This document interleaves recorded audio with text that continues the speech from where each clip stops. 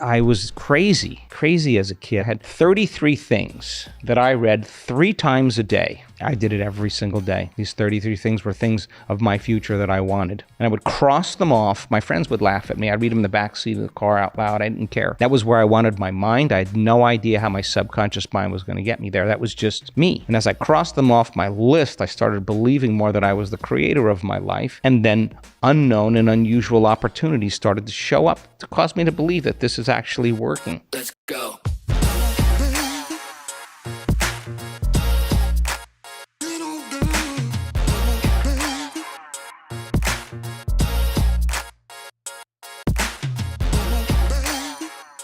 He is a modern-day mystic. He is a world-renowned lecturer.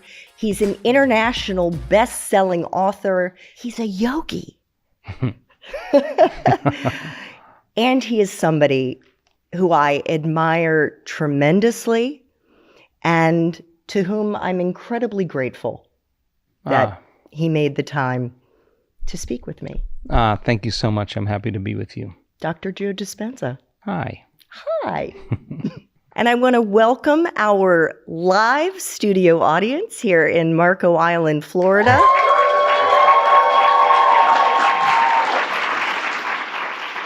And all of you at home who are watching this or listening to this, welcome. The show is called This Magic Life because I want our audience here in Marco, I want our viewers and listeners to get to hear firsthand from incredibly successful, gifted people like Dr. Joe, that our lives are not planned out. We may start out when we're in college trying to plan it, and then shit happens. It always does, because none of us has a crystal ball. Even Dr. Joe didn't have one.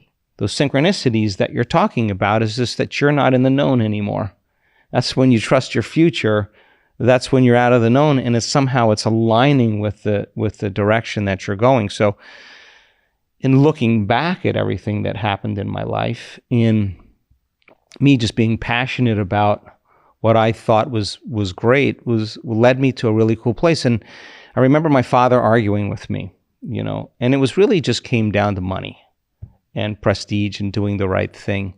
And I just told him I wasn't worried about that and that I'd be fine. And I was sitting in my backyard of my house during COVID. And it was a beautiful Sunday afternoon. And Dr. Hemmel and Dr. Toby and Dr. Carla and Juan, all of us I was busy. We were all writing a grant for the NIH on the same day. And we were jamming to get this grant written and done. And I just remember pausing for a moment, sitting out there by myself and thinking, when in my life did I think I'd be writing a grant to the NIH about the blood-borne induced chemicals that are created in advanced meditators that can act as an adjunct therapy for the treatment of COVID-19. Like, when in my life, it just led me, it didn't matter like how I got there. When I was in my last year in graduate school, I had a month off, and I grabbed one of my buddies and I said, let's go to Arizona, let's go to California, let's go everywhere. So they had these gatherings. It was kind of like Burning Man back in the day. It was called the Rainbow Gathering. And him and I went all the way up to the Northern California, a bunch of hippies, 40,000 people on the side of a mountain.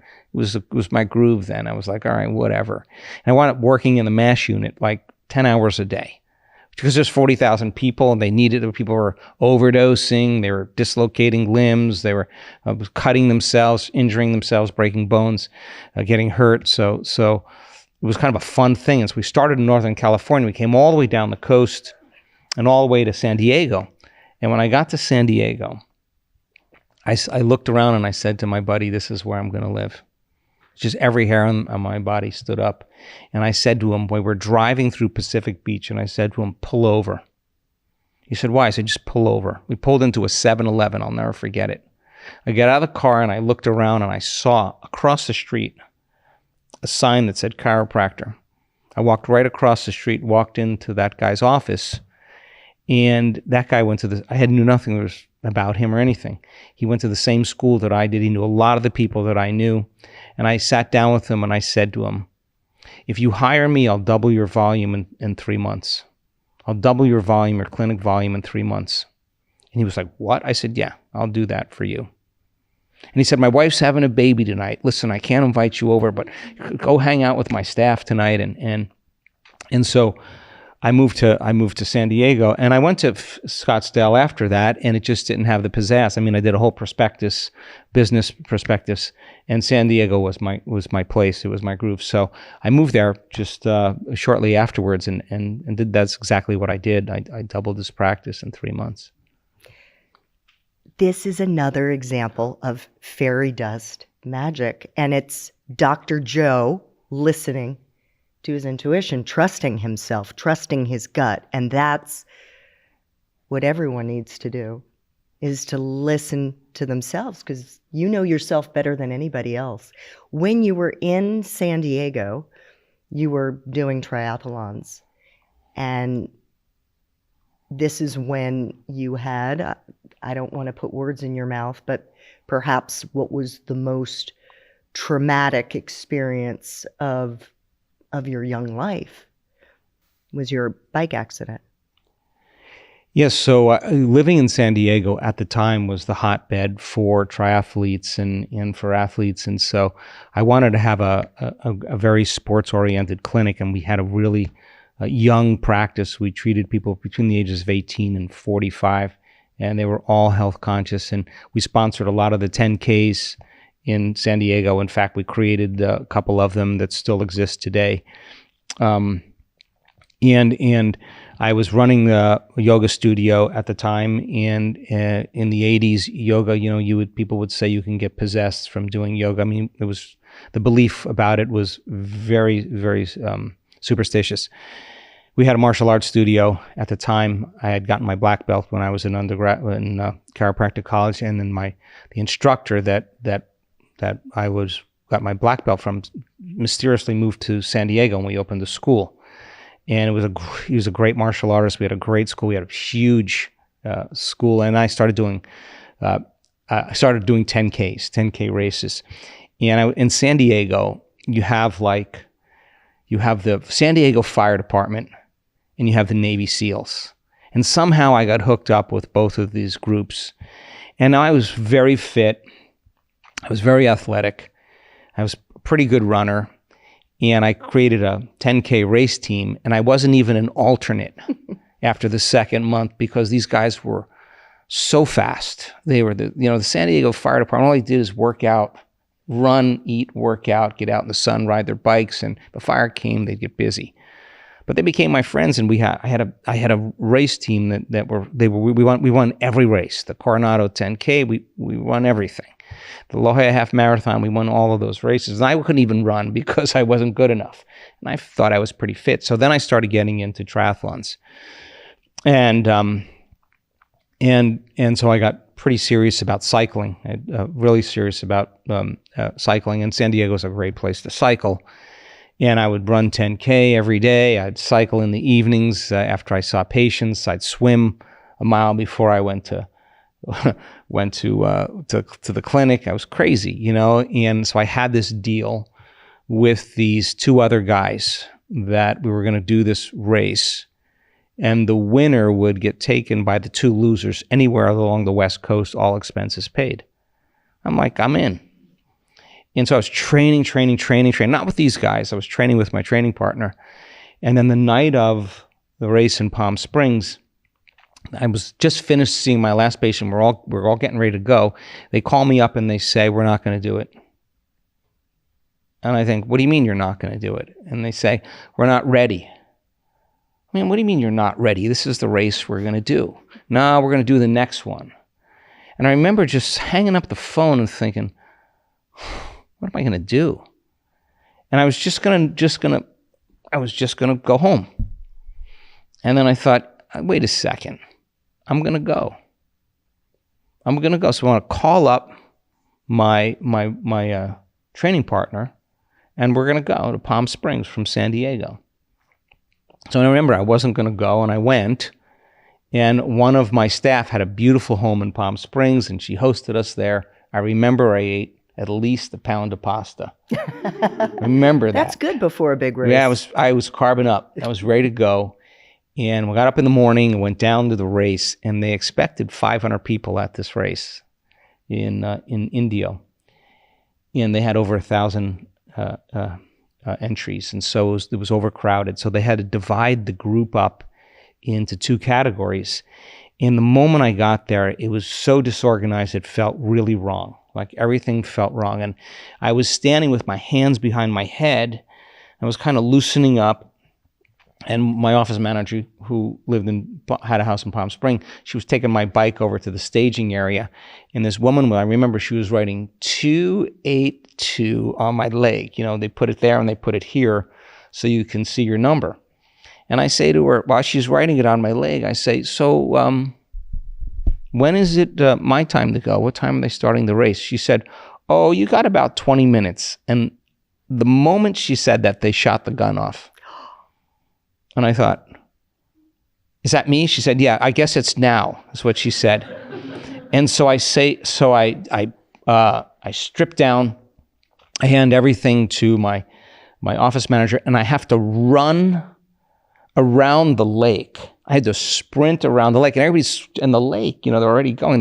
They shot the gun off early. And so probably swimming was my weakest of the 3 legs of a triathlon. And I thought, well, I got to pull out all the stops here and just go crazy. Now, if you're at the back of a triathlon and you're getting in the water and you're trying to catch up, it's guaranteed you're going to get kicked. It's guaranteed you're going to get hit. I mean, it's just you're swimming through people and it's crazy. So I had tried to swim around the group, and I got out of the water, and I probably was the most pumped I had ever felt in my life. I just was like swollen from going as hard as I could. And I got on the bike, and I thought, you know, the bike is like my strongest thing. I trained up and down those hills in Torrey Pines over and over again. I thought I'm going to make up some time here. So I got on the bike, and I got probably 10 miles into the race, and there was a police officer on the corner, and he was pointing at me like this. And what he was telling me to do is, I was coming down this road, he was telling me to make the turn. So he was pointing at me, and he was going like this. And the problem was he had his back to the oncoming traffic, and there were 2 cyclists on the corner, and so I kind of swung out to pass them. He gave me the green light.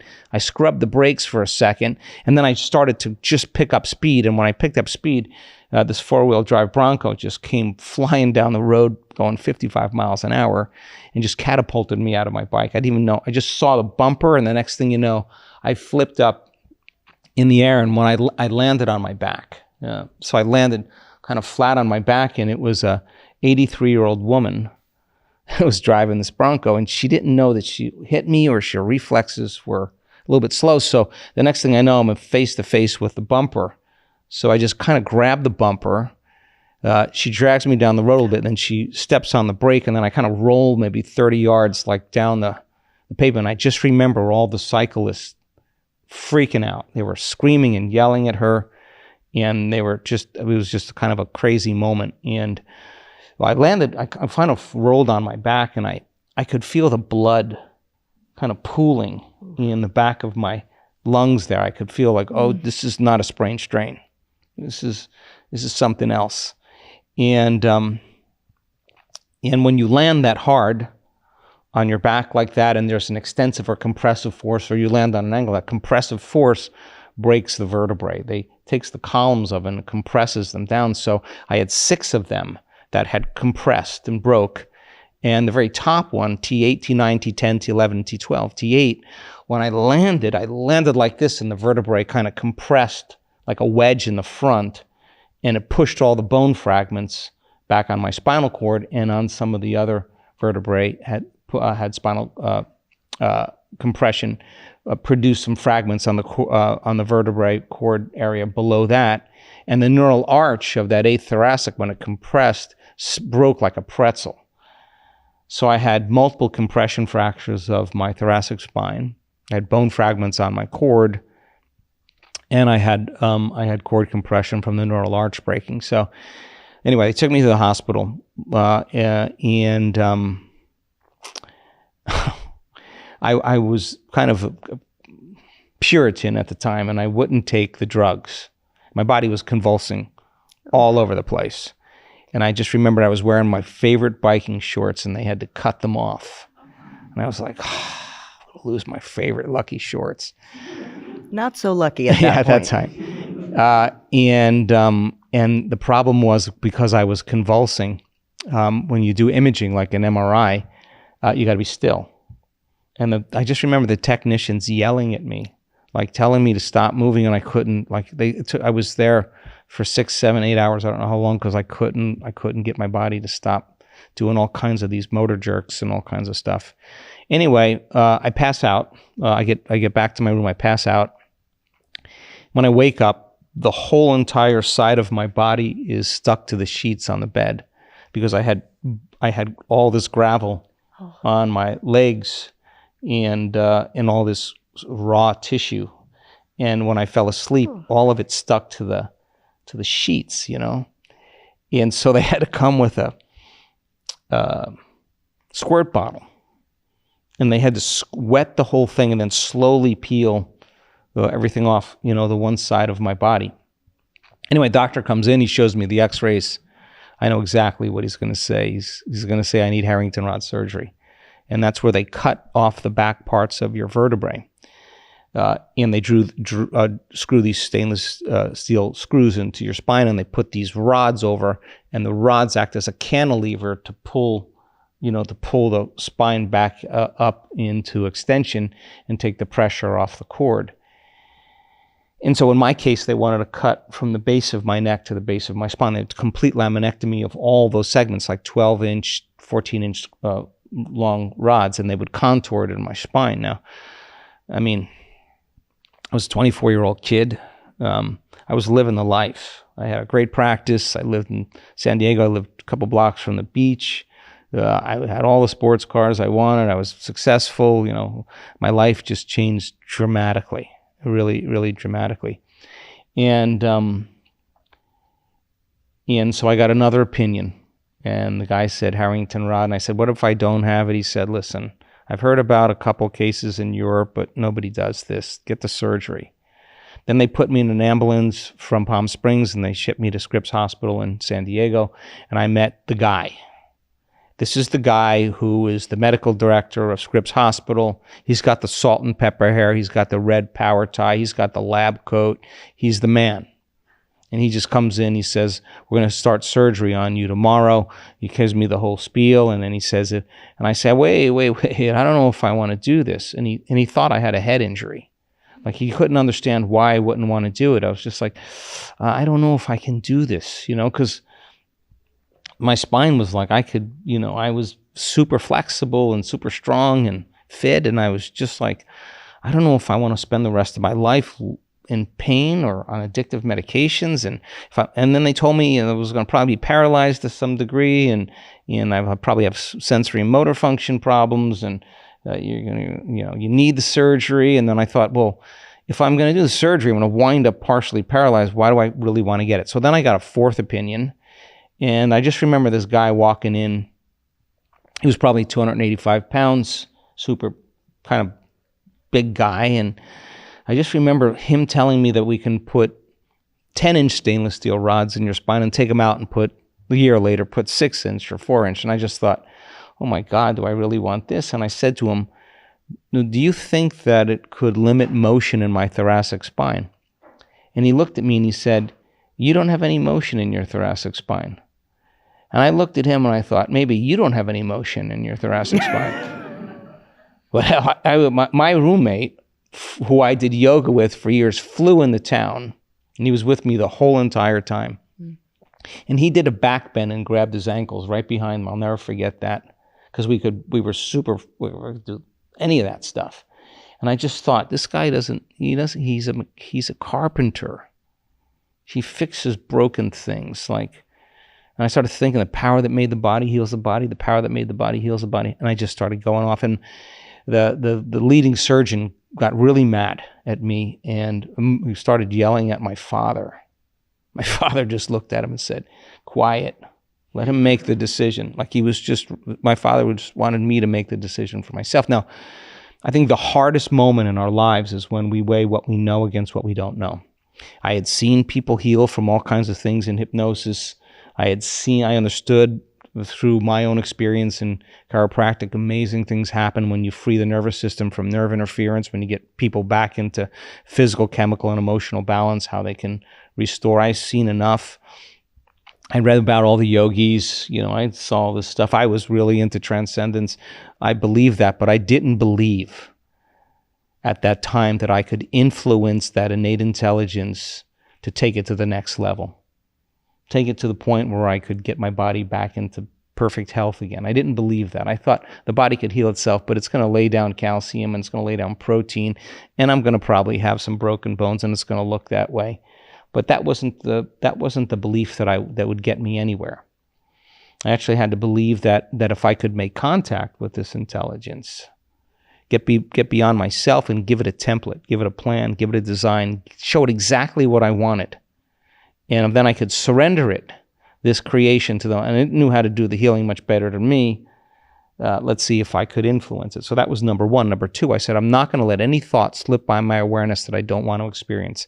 That was the hard part. Because when you're in crisis, when you're in trauma, when you're like in a stress or survival, we always focus on what we don't want to have happen.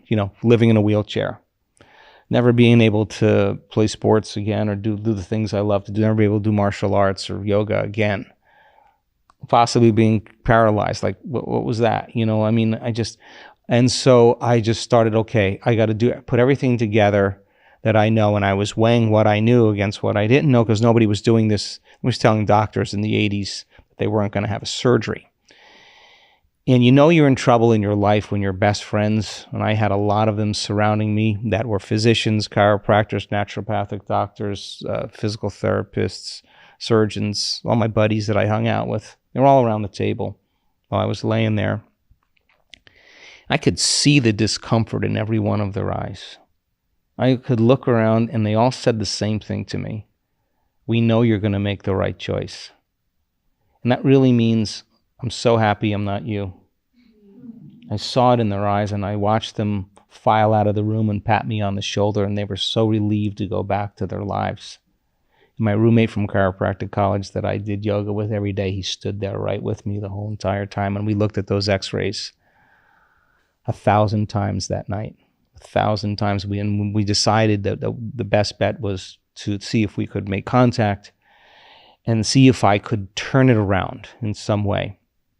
And I had 6.5 weeks of absolute hell. I was so bitter. I was so angry. I was so upset. I was so regretful that I went when I shouldn't have gone. I knew better. I was beating myself up. My life is ruined. My life is over. I'll never be able to train again. And when I started trying to focus on what I did want instead of what I didn't want, I would keep catching myself over and over again. I get frustrated. I get angry, and then it would get worse because I was driving myself further out of balance. And I'd start reconstructing every single vertebrae, just showing that intelligence that was present with me. I just had to be present with it, what I wanted. I'd get to the second vertebrae, and the next thing you know, I'd be thinking about living in a wheelchair. And I'd say, I got to start all over again. I'd start all over again, start reconstructing vertebrae. I would show it exactly what I wanted. Get to the third or fourth one, then I'd think about, should I sell my home? Should I sell my practice? My friends were telling me to sell my practice. Sell your practice, super successful practice.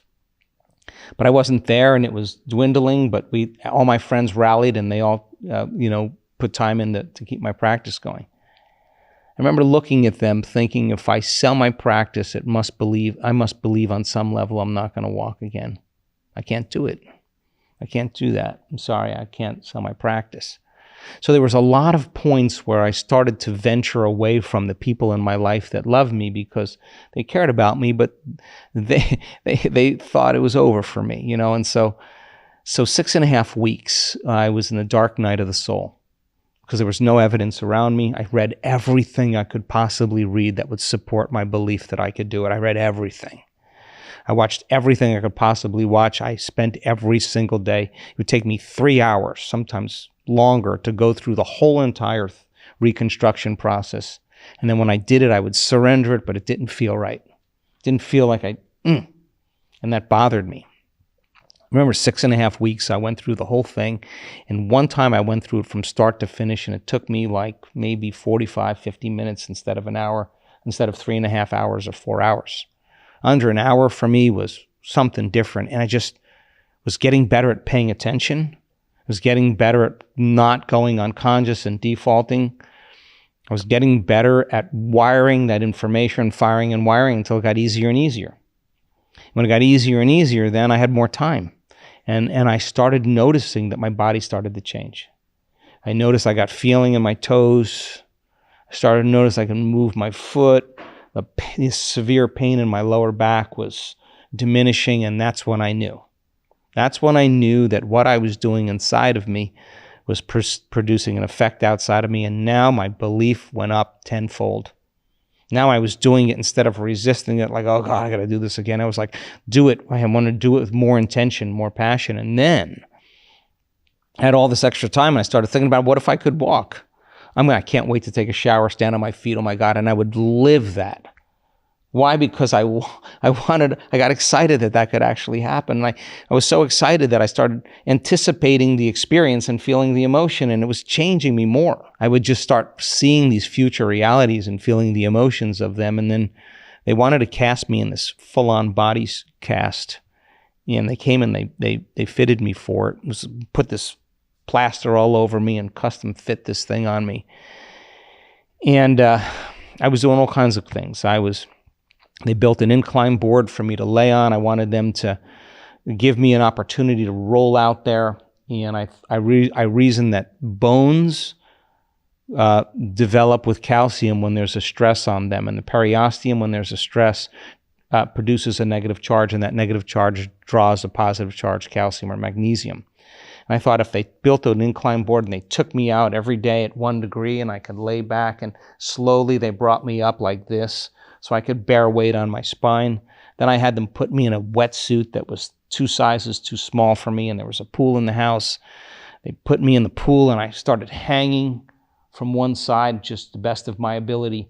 And then ultimately I was able to hang vertically. Then I just kept developing, this whole entire thing. And then, I don't know, maybe at 10 weeks, somewhere in the middle there, I woke up one morning and I was like, I'm going to get up. I'm going to stand up and I'm going to walk out of here. And I think there's something about knowingness. When you know something, I just knew.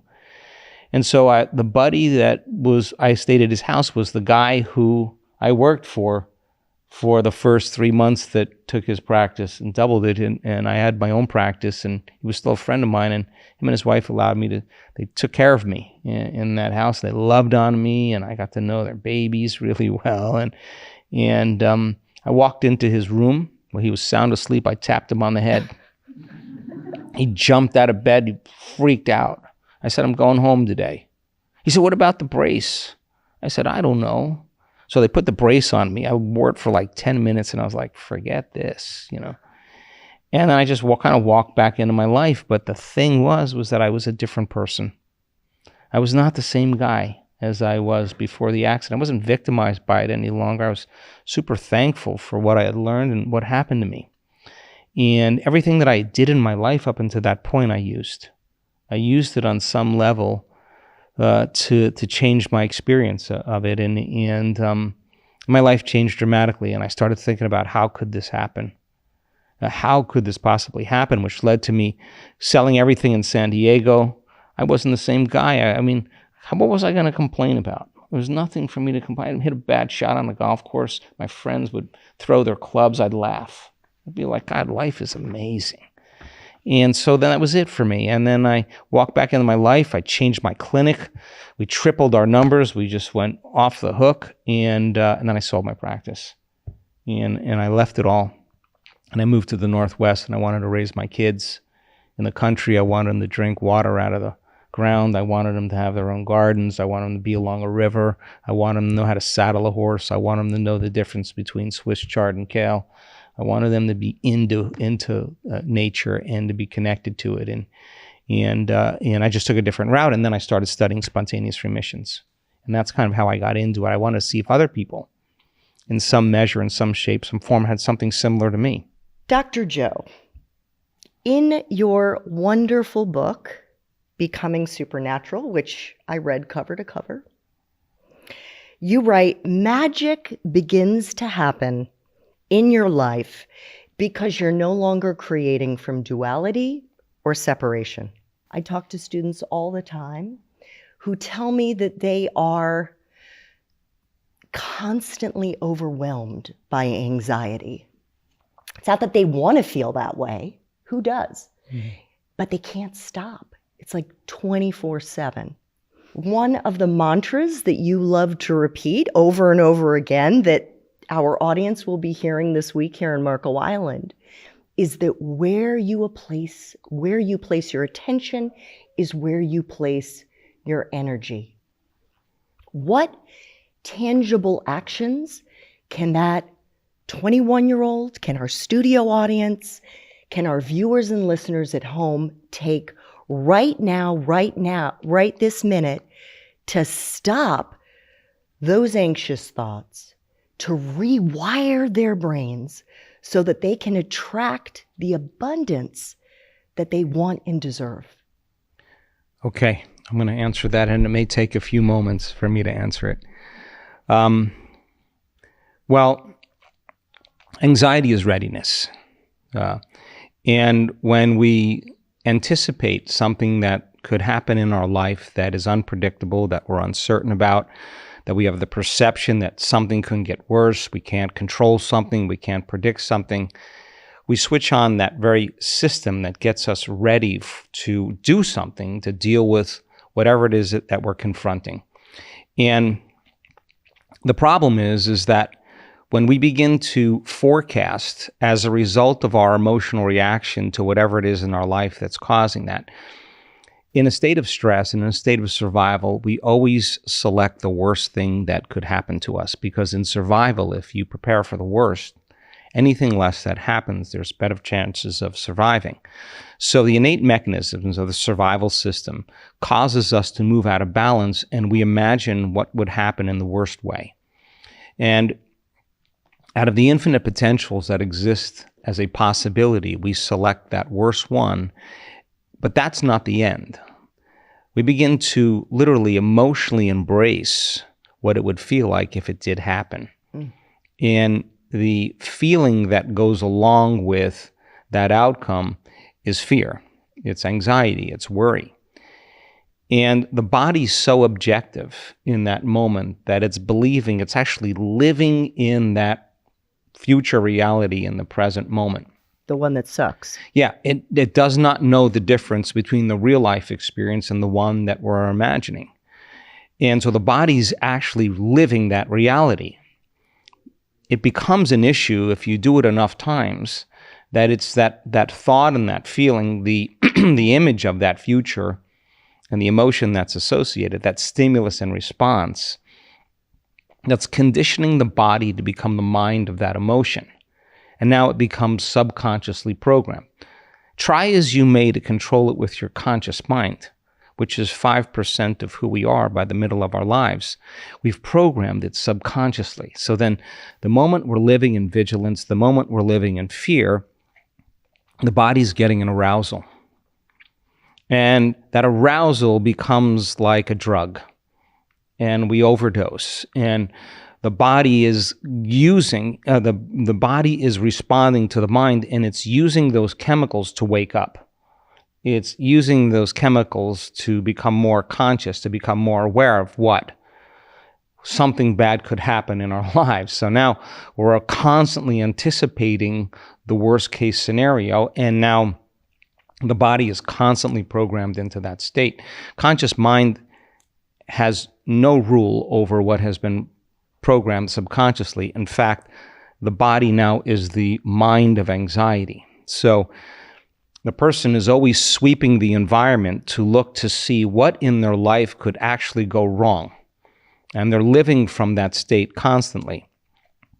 In that state, we're living in lack, we're living in separation, and we're trying harder, we're working harder, we're fighting for outcomes, we're controlling outcomes because we're doing everything we can to stop the worst thing that could happen in our lives. Now, it becomes an addiction, and addiction is something that you think you can't stop, or an addiction is knowing something isn't good for you and doing it anyway. And so the person now starts to use the problems, the challenges, the adversity, the conditions in their life to reaffirm their addiction to that emotion. They need the difficult circumstances. They need the bad job. They need the poor relationship just to continuously feel that feeling, to torment the body, to constantly live out of balance. Now, if you keep doing that for an extended period of time, your brain gets very disorderly, gets very modulated, very compartmentalized, very divided. You keep doing that, and your body's physiology stays out of balance. And that imbalance becomes the new balance, and now the person's headed for some type of breakdown in one of the systems in their body. In other words, the body can't tolerate living in emergency mode for all that time. It's going to run out of energy. It's not going to have order. And that autonomic dysregulation becomes a person's constant state of being. So now they do their best to try to make that feeling go away. But the problem is they have no understanding that they could actually change that without relying on something outside of them. And so the person uses the drug, they video game, they do something. A lot of drinking. A lot of drinking to regulate that feeling, because that's the best way to take away that lack or that separation, or sedate the body enough where they can feel free. The problem is when you feel the anxiety, the brain automatically looks for the solution from last time. And so then the person becomes dependent on their outer world to change their inner world. And this is where, in time, people need to do more and more of the gambling, the video gaming, the shopping to try to make that feeling go away, or whatever it is that they do. Nothing wrong with that. But sooner or later, the person has to really look to see if they can change. So the anxiety then, in a state of readiness, causes the brain and body to stay on an idle, on a higher idle on a regular basis. Now, some people use that anxiety, a healthy form of it, to do something, to complete something, to take away the anxiety. There's nothing wrong with that. You're taking a test, you got an exam, you're a little vigilant, you're a little nervous. That's kind of a good amount of anxiety that's telling you you're ready, you better use this energy and do something with it, like study, like prepare, like learn. And the more you study, the more you prepare, the more you learn, you notice that those thresholds start to go down, and you're taking care of it in some way. You go to the test unprepared, you get over anxious, or you remember the last time you failed, you can't concentrate now because you can't focus on learning when you're living in survival. It's not a time to learn.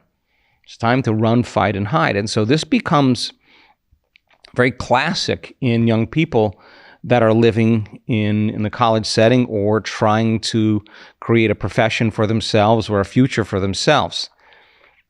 I think one of the biggest challenges for youth really is that there are jobs that haven't even been created. At the pace in which technology and the world is going, if you don't know about that job because it doesn't exist yet, but it'll exist in a year, how could you ever know what you could be possibly doing, right? And so this is an amazing time for young people, because there's so much uncertainty. And uncertainty, that causes us to live in fear because we can't predict. And when you can't predict an outcome, you're in the unknown. And that means you can't rely on anybody. You got to rely on yourself. And so the student loans, buying a home, which has become almost impossible for young people, finding and scoring the right job and working for a company that's thriving or growing.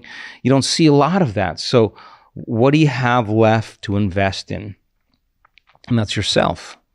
And investing in yourself then is being an expert at whatever you do and making time to make different choices than what everybody else makes. And you got to start choosing yourself on a regular basis. And yes, it's natural and it's normal. And there's a lot of agreement to say you're going to live in your parents' basement. You're probably not going to get a job. You're probably going to drink a lot with your friends. You're probably going to experiment with drugs. You're probably going to get involved in technology and get lost in that social world. And it'll distract you from ever doing what your heart tells you that you want to do. That's natural. That's normal. You'll never pay your student loans back. You know that conversation.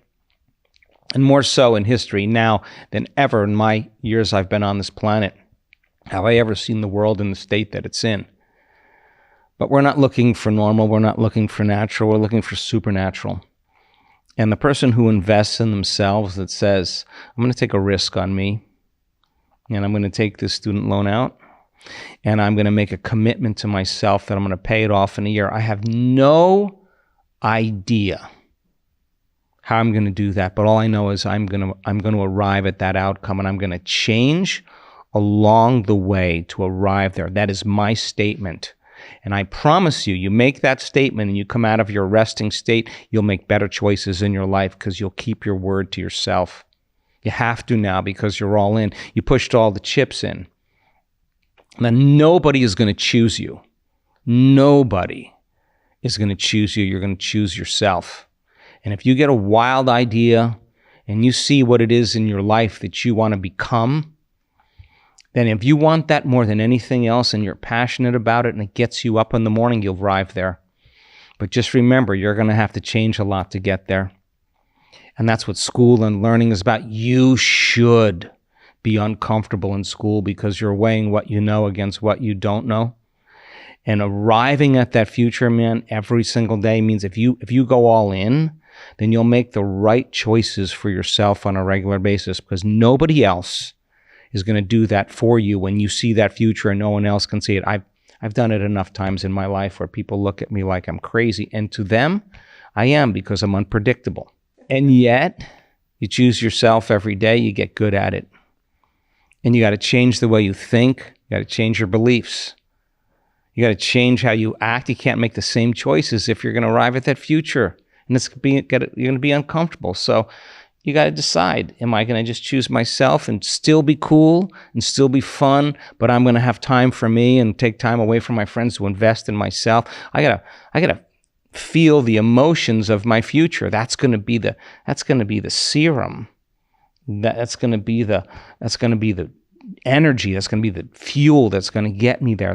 I can believe in that future when I feel it. So to answer your first question, nobody's going to do that for you. That when you feel the feelings of your future, I swear to you, you'll no longer be in lack or separation. Because you're only in lack and separation when you feel some familiar emotion and you're wondering why it hasn't happened. If you're feeling the feeling of it, it means that it feels like your body's believing it's already happened and you'll never look for it. Stay in that feeling and you'll behave differently. Stay in that feeling and you'll make different choices. Stay in that feeling and you'll have different experiences. Stay in that feeling and you'll think differently than everybody else. Yeah, and will there be rough moments and will you make mistakes? Absolutely. But then you got to make a choice. Do I still believe in it or not?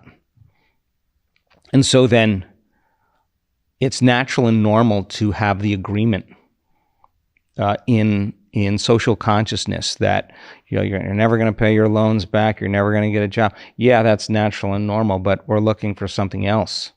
Now, to commit and have that intention, I was crazy as a kid. I was telling somebody the other day maybe it was you, I had 33 things that I read 3 times a day. 3 times. I did it every single day. These 33 things were things of my future that I wanted. And I would cross them off. My friends would laugh at me. I'd read them in the back seat of the car out loud. I didn't care. That was where I wanted my mind. I had no idea how my subconscious mind was going to get me there. That was just me. And as I crossed them off my list, I started believing more that I was the creator of my life. And then unknown and unusual opportunities started to show up to cause me to believe that this is actually working. How long did it take? I don't care. All I know is that I paid all my loans back in a very short amount of time because that's what I wanted to do. I had no idea how it was going to happen, but the doors opened as a result of it. I like that. Caused me to want to do more of that. And so you got to change to arrive at that outcome. And I'm certain the world would give people a lot of agreement to stay in limitation. And yet the cream always rises to the top when you choose yourself. Always when you take the high road, when you believe and you never stop, and you keep one foot in that magical world and one foot in your real world, and you navigate between the two, you arrive at a whole different place. It's just that there's not a lot of agreement in the world for young people to believe in themselves and to believe in a new world. In your other fabulous book that I've read, Breaking the Habit of Being Yourself, which is pretty much what he's talking about here, you write that psychologists tell us that by the time we're in our mid-30s, our identity or personality will be completely formed. This means that about 95% of who we are at that time in our mid-30s is a series of subconscious programs. We're an autopilot. They become automatic. What does this mean for our young audience, for our young viewers and listeners who aren't 35 yet, who are still in their 20s? How can they become more aware, more conscious of that subconscious programming? You've begun to map some of that out and rewrite the code. We may have some computer programmers in the audience, some engineers, and get in the driver's seat of their lives.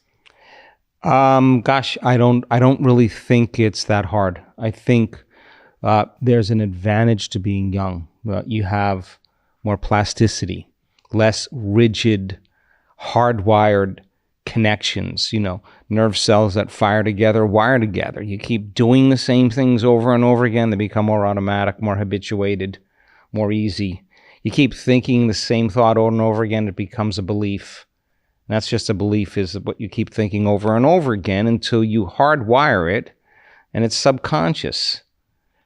So then, how do you feel on a regular basis? Are you fatigued? Are you resigned? Are you hopeless? Are you powerless? I mean, you got to look at that. You got to look at that, and if that motion that's tied to that thought is the body conditioned into the past, you just less baggage, a little more freedom, a little bit more plasticity, a little bit more loosening of the connections. You're not finite in your identity, and the frontal lobe doesn't finish developing until you're 25 years old. And I used to tell my kids all the time, one of them's still in his 20s. You got to learn as much as you can in your 20s. Never stop learning in your 20s. Learn and experience as much as you can. Get it all in there. Learn it, not just to learn the content, but to learn a way of thinking, to learn a sequential way of processing information. Learn as much as you can in your 20s. Make as much synaptic connections as you possibly can. Challenge yourself to remember it. Store it in there, and now you are equipped. You're giving your brain the equipment, the raw materials for you to dream in ways that you could never dream if you didn't know it. And that's a greater level of consciousness. So, not hardwired to be a certain way for the rest of your lives. And in your 20s, my goodness, what a great opportunity to learn really good habits. What a great opportunity for you to believe in things that other people don't believe in. That's why I love our youth community. I want you here because I want you growing up in a community where people stand on the stage and heal themselves from all kinds of health conditions. I want that to be normal to you. I want you to be in that level of consciousness, and consciousness is awareness. And awareness is paying attention, and paying attention is noticing.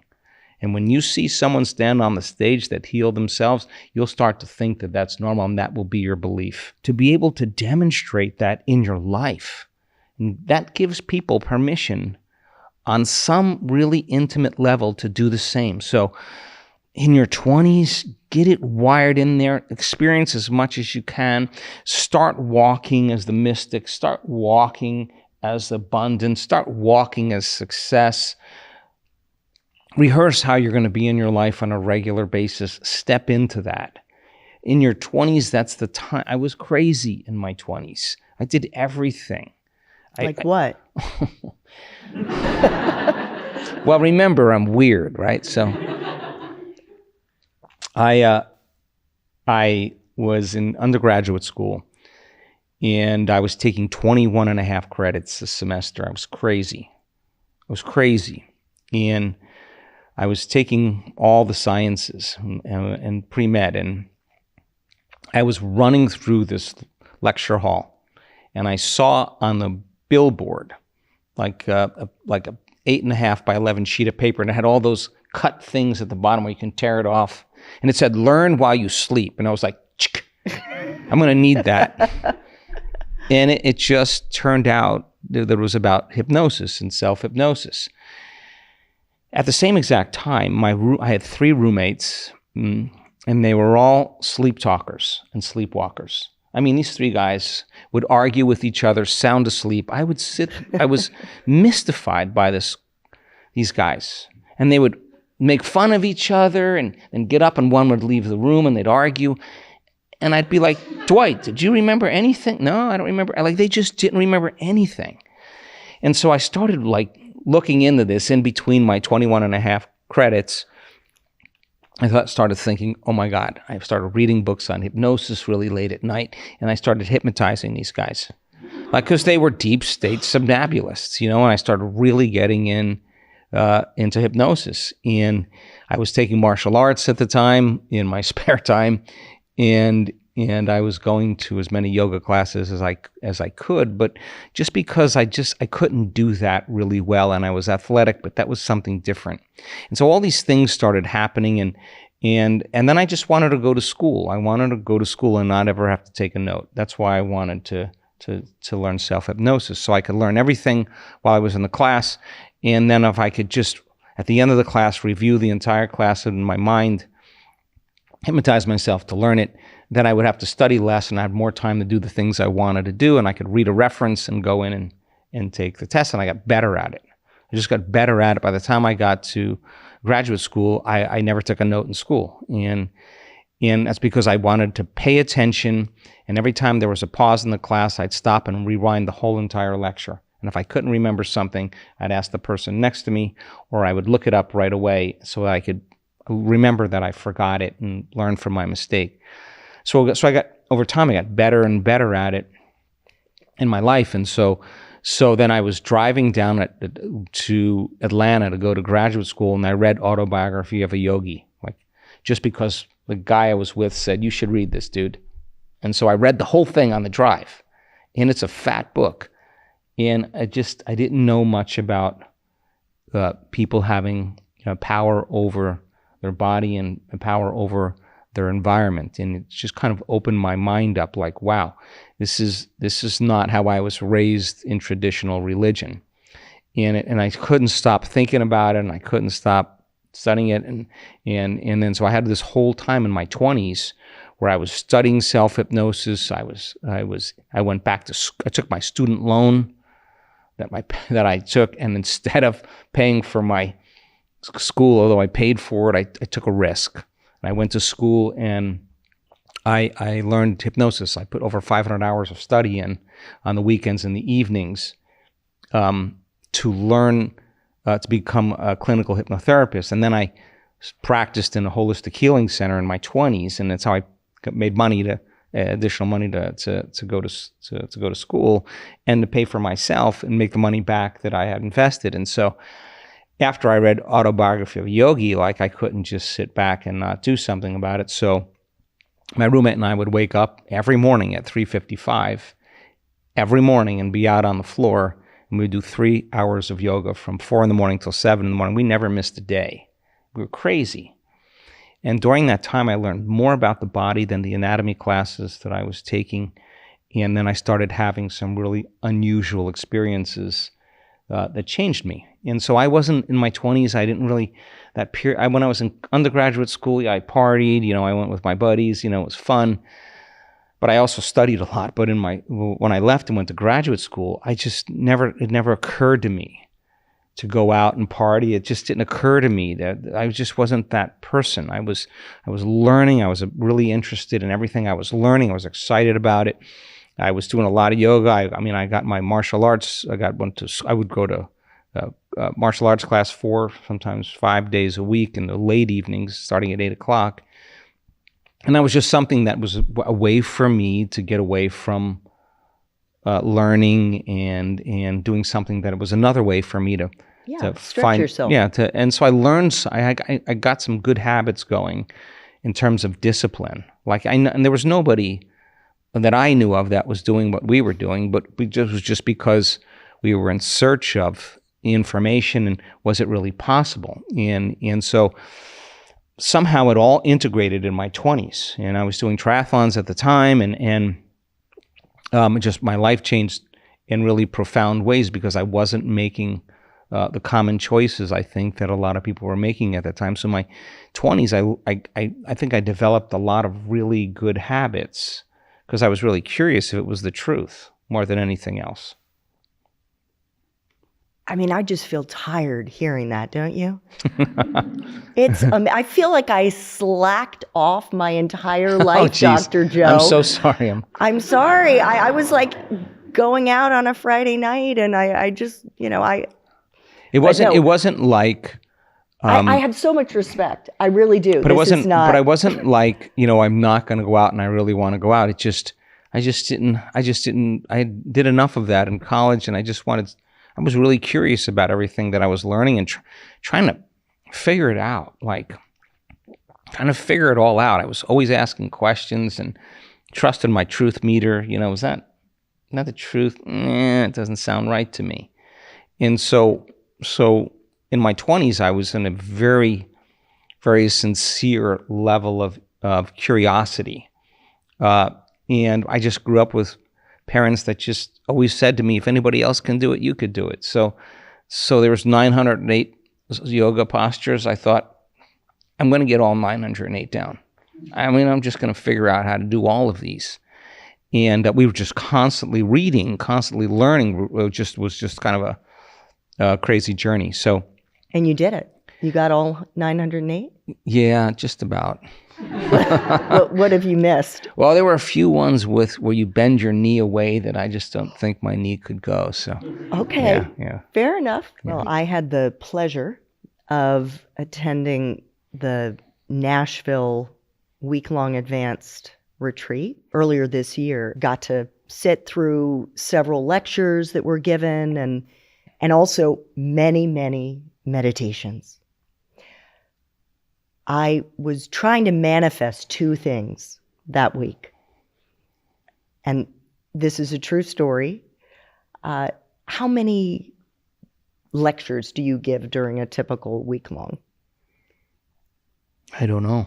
Let me do some quick math here. I think they're like 30. It's 3 times 7, 21 plus... About 21. Okay, yeah. All right. So there are a lot. There were several dozen. The 2 things I was trying to manifest were meeting my soulmate and interviewing Dr. Joe.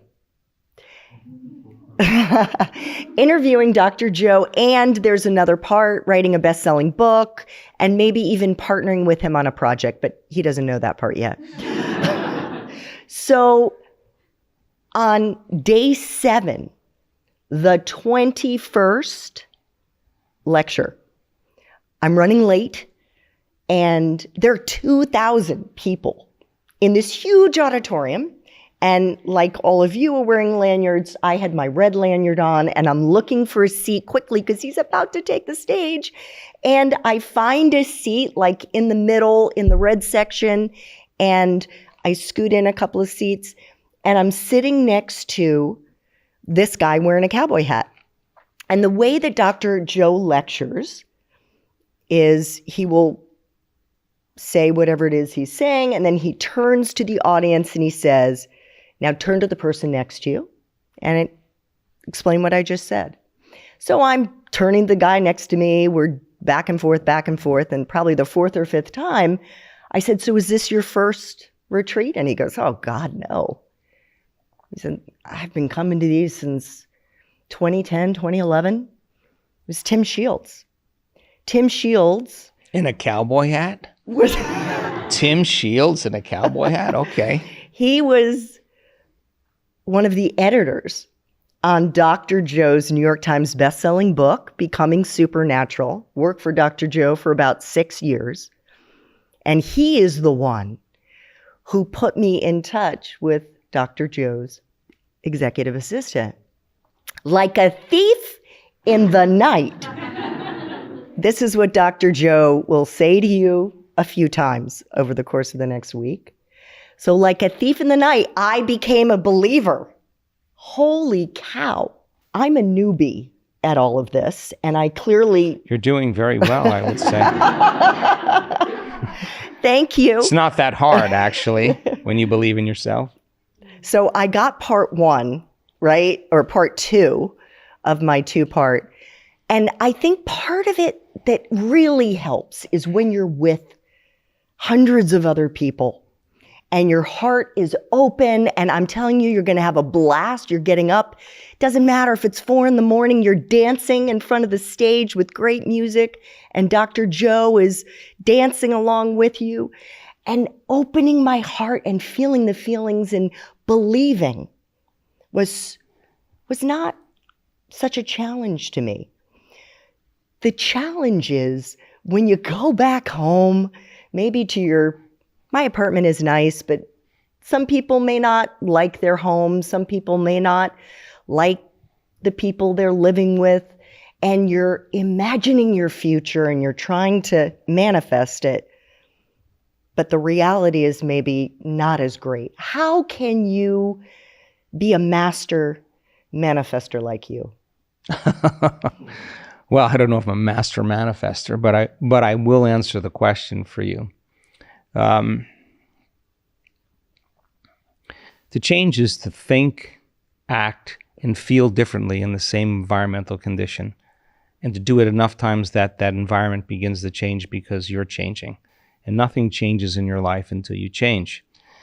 I think so many people walk in to do the meditation when they leave this place, and there is an energy, there is the spirit of change and transformation present. It's very infectious. Our research shows people change people. And when you're kind, other people are kind. When you love, other people love. When you're caring, other people care. It's an emergent consciousness in so many ways. And so, to me, that's the feeling you should strive for. That feeling right there is the feeling you have to get up when you finish your meditation. You gotta get up feeling that same feeling. And you got to remember that feeling enough times that you can bring it up on your own. Because if you can't, you won't be able to bring it up on your own. And nobody's going to give you that feeling in the end but you. So I don't care if it takes an hour or 2 hours or 3 hours for us to get there. I just know that when I do get there, I'm so happy that I do. And if it takes that long, I swear to you, when it's the hardest, it matters the most. So the excuse that we can give on a regular basis is to shrink back into mediocrity and to say, I need the event to do this. Well, that's just another thing that we are unconsciously agreeing to and believing, that it's better to do it in a community than to do it on my own. Well, if you truly believe in the quantum model, by you showing up, there is a collective consciousness that you can tap into every day. Every day. You don't have to be in the presence to move into that momentum. And so, God, taking a little time for ourselves every single day is such a service to the world. Being alone without your device or without any stimulation and really getting ready to do your meditation. I would never sit down and do my meditation until I was very clear in my think box how I was going to do it, what I wasn't going to do, who I wasn't going to think about, the things I know I'm going to get to anyway. What am I going to do if this thing comes up? How am I going to move through this? I got 1,000 thoughts, 1,000 decisions today. I got too much going on, all of that stuff.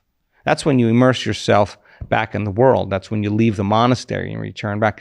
And you got to start reminding yourself the thoughts you're not going to think. And you got to become so conscious of those unconscious thoughts that you don't go unconscious of them and believe them. You got to become super aware of how you're speaking, how you're acting, what you're saying. If you're complaining, if you're judging, like that's not who you truly are. You gotta think, okay, what emotions bring me down to that place where I seamlessly go unconscious and we default back to that old personality. That's the same. That feeling is the past, and I'm going to believe I'm in the past, and I'm going to behave like I am. And I'm going to think like I am, and I will be in my past. Okay, how many times am I going to do that till I stop doing that? This is the work. And then how do I want to think? How do I want to program my mind? How am I going to create a new belief? Let me put my intention and my attention behind it and repeat it enough times until I remember to think this way. It's not that hard. What choices am I going to make that I know that I could possibly not want to make? Let me just remind myself of the choice I'm going to make, the thing I'm going to do. Let me review it enough times so I remember to do it. Even though if I don't want to do it, I'm going to do it anyway. Let me rehearse it. Rehearsing is priming the brain for the action. It's changing the brain to look like you already did it. How am I going to feel? When I get up from this meditation, how much love for my future could I be in? And let me remember this feeling. If I have to remember it 1,000 times, I'm going to keep bringing it up, so I can bring it up on my own. That's the work. And so making time for our precious selves, to love ourselves enough, to disconnect from our life long enough to change our life, to disconnect so that we can reconnect. If people get up from their meditations and they believe less in their future than when they started, it's because they didn't overcome the feeling of themselves, the habit of themselves, the hardwired belief, perception, or attitude. Some people actually do this work and they believe more in their future when they get up in that state. And the people who fall from grace, I've done it enough times. If you're truly committed to that future and you defaulted back to the old personality, you got one of two choices. Stay there and find somebody else who's doing the same and use each other to reaffirm your addiction to victimization and call that normal. And that's a social agreement that we make. But the person who separates the sacred from the mundane says, in the light of all eternity, it's never going to be the right moment, especially when I feel this way. Let me take a break here and let me get back into the feeling of my future so I can believe it again. And when it's the hardest, it matters the most. And so the events are a preparation for people to practice becoming somebody else, so that when we turn back into their lives, they are somebody else, that they literally have become somebody else, and they catch themselves from going unconscious. And how many times do we have to forget until we stop forgetting and start remembering? That's the moment of change. So I just want to be very clear that it's not easy getting 2,000 people to that state of mind and body. It's a lot of words. It's a lot of times to overcome themselves. It's a lot of opportunities to practice. And we want to give people the tools so that they have within their reach something to do when they return back into their lives. And so it's not as hard as we think it is if we sit down and do it with the same passion and the same intent on our own. And that's a great service, not only for the collective of the group, but for everybody in your life. For everybody in your life. You're just different than everybody else. So it's easy to excuse that and say, oh, well, it's better at the events. But I can tell you, you really get serious about doing it, just like you get serious about anything that you do in your life with the same passion. You sit down like that, you'll really enjoy it. You'll really, really enjoy it. And I don't know, some guy stopped me in the gym today, young guy, and he's like, hey, can I tell you a story? What am I going to say? No?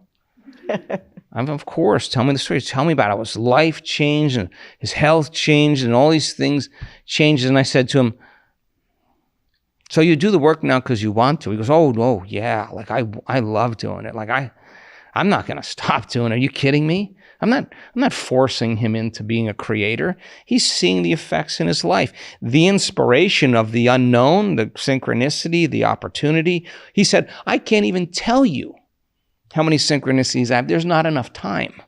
I said, oh, so then this is meaningful to you. Oh, yeah, I will never miss a day. And the world needs meaning. It just needs me. He has meaning behind when he does that. He is not of the belief that it doesn't work. That's not his belief any longer. His belief is, I'm going to keep doing this because I don't want it to stop. Then that's when it becomes exciting. So it was just mind.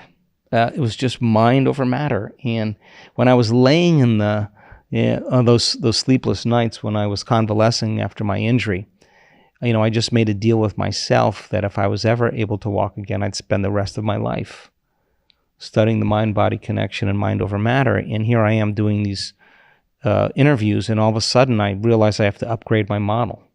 So I go back to school, I start studying neuroscience again, I start studying meditation and some of the models of it and looking to see.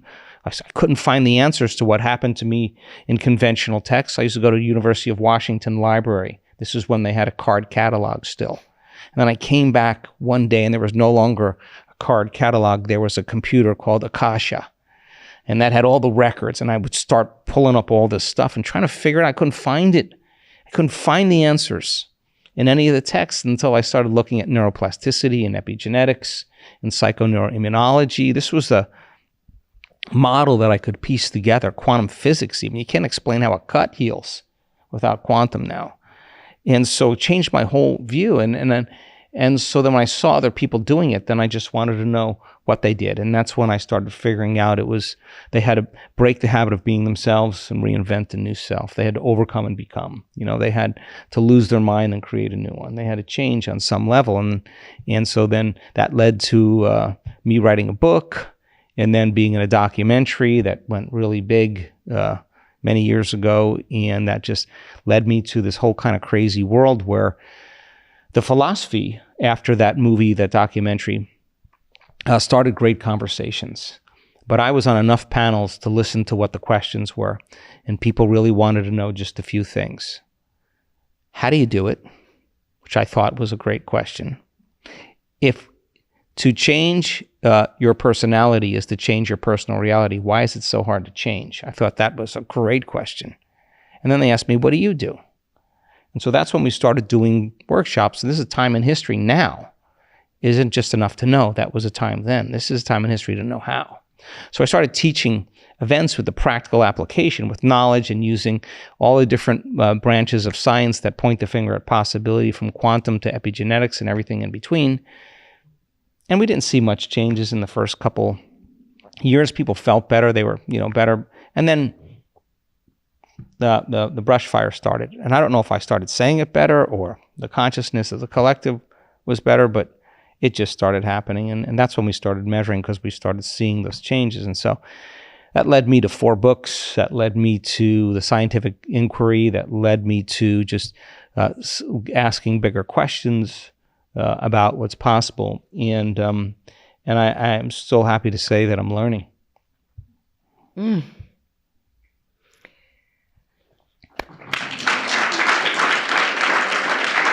So, I mean, if I didn't have that accident, I wouldn't be sitting here.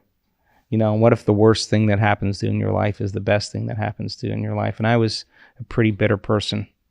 I didn't want to see anybody. I didn't want to talk to anybody. I didn't want anybody's pity. I didn't want anybody tell me what they thought was going to happen to me. It was a chilling moment, that dark night of the soul, when you realize that nobody has the answers to your life but you. This is where you have to believe in yourself. And it's not a linear journey. It's not a linear journey where you go from point A to point B. There's a lot of struggle. There's a lot of frustration. There's a lot of emotion. There's a lot of sleepless nights. There's a lot of worry. There's a lot of everything when you're left with you. And I think, though, that we are all faced with great opportunities that are brilliantly disguised as impossible situations. And we have to meet the challenges in our life constantly from a greater level of mind. And so what has emerged out of all of this is just a community of people that believe in possibility. They're not believing in the known. Nothing new is in the known. They're believing in the unknown, and they're proving to themselves that it actually works. And I want everybody to experiment with it, because I think that everybody is included. And so the outcomes that we are creating right now is a testament to the understanding that people are more informed about possibility to this day. And I'm so happy. I never really tell the story. I ask in most podcasts to never really talk about my injury, because I never want it to be about me. I really don't. I mean, I want it to be about our community. There's better stories than that to me. There are people that are healing from stage 4 cancer. There's blind people seeing. There's deaf people hearing. Stage 4 cancer that spread to the bones, to the lungs, to the liver. People with muscular dystrophy, ALS, spinal cord injuries, myasthenia gravis, all kinds of chronic health conditions, people growing thyroids back. I mean, it's hard for me to believe that. And so I never want it to be about me. I want it to be about our community. I want it to be about us, in its collective networks of observers with brain and heart coherence that really begin to affect reality, and we have data to prove that as well. So once you see the person on the stage, that's the 4-minute mile that's telling the story of their own personal change and transformation. They've broken through some level of consciousness or unconsciousness. They're showing the collective that it's no longer theory. It's no longer philosophy. They're the example of truth right in front of you. And I love that they come in all sizes, all shapes, all colors, all ages, all professions. And those people do the work. They do the meditations, not to heal. They do the meditations to change. And they understand that when they change, they heal. And so the process of change then, becoming so conscious of your unconscious self, to know thyself that you wouldn't go unconscious. If you can cross that river of change, there will be new opportunities. There will be new synchronicities, new possibilities that begin to show up in your life because you held on to that intention.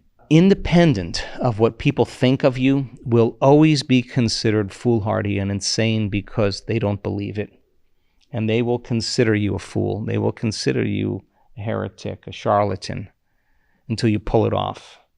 And once you pull it off, you're a mystic, you're a saint, you're a genius. And daring to be original in this time is so important to understand that the world can be sweeping and moving in one way.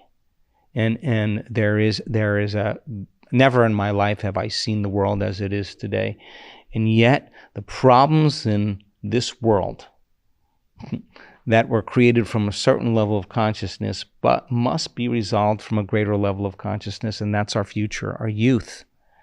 That you have to be able to stand up for truth and face off with adversity and be able to be relaxed in your heart and awaken your brain and not compromise in any way, to not give up on that future. I promise you there are more of you. And I believe that if you change enough people, you can change the world. And that's when you get out in the world with your eyes open and you show the world what love does. You show them what greatness is. You show them what a new invention is that can change the course of the world. And I just want it to be equally about you. I never want this work to be about me. I had my own journey. I'm still on my own journey in so many wonderful ways. This is why I say none of us has a crystal ball. Believe in yourselves and look for the magic. I want to thank our live audience here in Marco Island. They're beautiful, aren't they? They're wonderful. I want to thank our viewers and listeners at home. And Dr. Joe, so much gratitude. Oh, thank you. So much gratitude. I want to wish you, everyone, many, many more magical moments to come. Me too. Let's go. Thanks so much for tuning in to another episode of This Magic Life. Our mission is to inspire you to stop fearing your future and start getting excited about all the serendipitous and magical opportunities that await you. Make sure to subscribe to This Magic Life on YouTube so you don't miss any new episodes. And for on-the-go listening, give us a follow wherever you like to listen to your podcasts. We absolutely love to get feedback from the This Magic Life community, so make sure to drop us a comment on YouTube or a 5-star review on Apple. And you can always find me on LinkedIn at Andrea Koppel, aka the Career Magic Maker. I can't wait to see you soon.